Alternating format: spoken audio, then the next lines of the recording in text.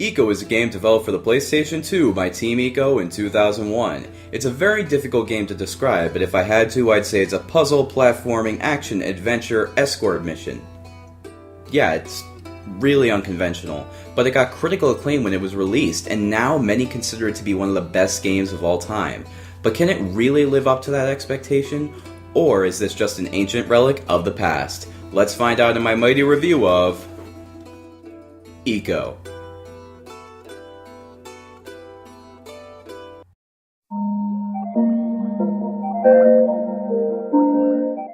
So, this game is strange. It starts off with a bunch of people going to an ancient castle to place a boy inside of an egg because he was born with horns, which of course makes him evil and ripe for sacrificing. After they leave, the stones give way, allowing the boy to escape. He wanders through the castle until he frees a young, glowing girl named Yorda. They work together to escape the castle while dodging smoke monsters, solving puzzles, and holding hands. They also have to get away from Yorda's crazy mom who disapproves of her daughter's new boyfriend.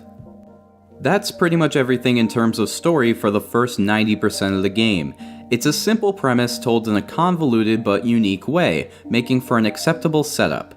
The characters don't talk to each other while playing since they both speak different languages, but if you're going to play this game, you better love these two sounds.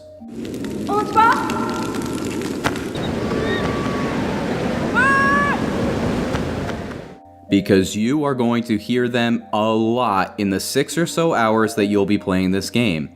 There's very little music outside of the cutscenes. Instead, you hear the footsteps of the kids and the sound of the animals outside. It's very peaceful and relaxing, and it fits the game very well.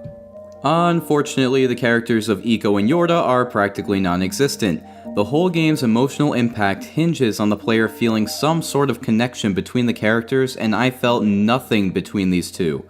Clearly, you don't need dialogue to make strong characters, just rewatch the first 10 minutes of Up if you disagree.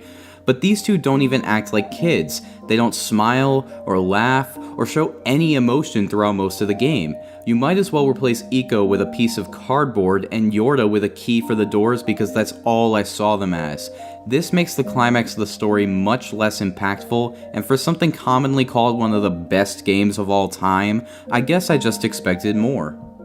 The gameplay of ICO is simple. When he's not yanking Yorda around trying to dislocate everything in her arm,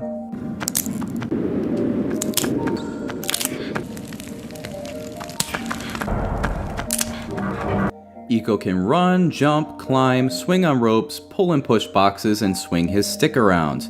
In the sense that it's a 2x4, not... They're kids, damn it. The end goal of most parts of the game is to get Yorda to a spirit door so she can open it up and let you continue. Yorda herself is useless aside from this one ability. She can't defend herself, she hasn't even tried to run away from the monsters, and she is the slowest goddamn ladder climber in the world.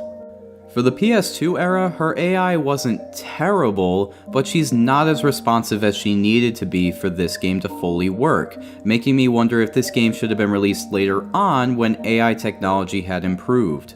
Most of the puzzles are great, but I do have some issues with them. While trying to solve puzzles in a game like this, exploration is key, but since you can't leave Yorda alone for more than 5 minutes without monsters coming to kidnap her, you're forced to limit your exploration to make sure she isn't captured while you're gone. This is a major issue because the design of the game tells you to explore, but the mechanics tell you not to. It's really frustrating. The designers created a beautiful and interesting environment that I want to discover, but I can't because I'm stuck babysitting. This mechanic can be useful if the player is stuck on the wrong track to a solution, since the monsters will usually attack and tell them to come back. And while this could have been a great way to ensure that the player stays on the right path, the save points are sometimes so sparse that the punishment for simply taking a wrong turn is much more irritating than it should be. If the game had autosave points more frequently, this wouldn't have been an issue, but with Yorda's slow movement and ICO having to climb everywhere, having to redo large sections of the game becomes incredibly tedious after only a few failures. Another element of the gameplay is combat, and it's pretty lackluster.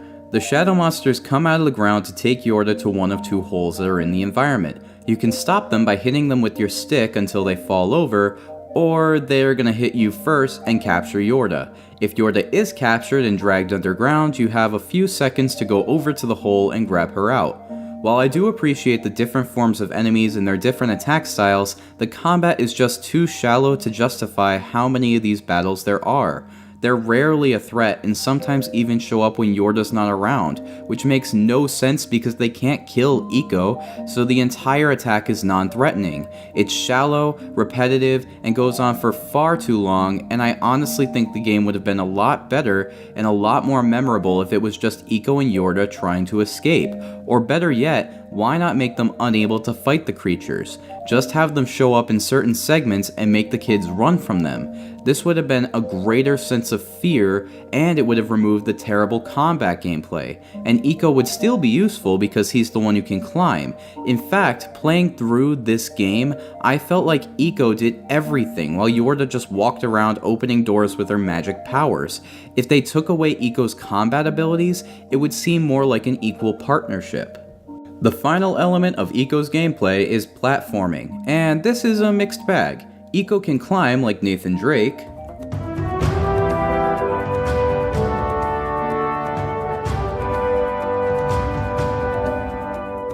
he can swing from ropes and jump immense gaps, all while taking Yorda with him. The platforming itself is just okay, with some jumps being difficult to place thanks to the perspective of the game, but at least the camera is on point most of the time.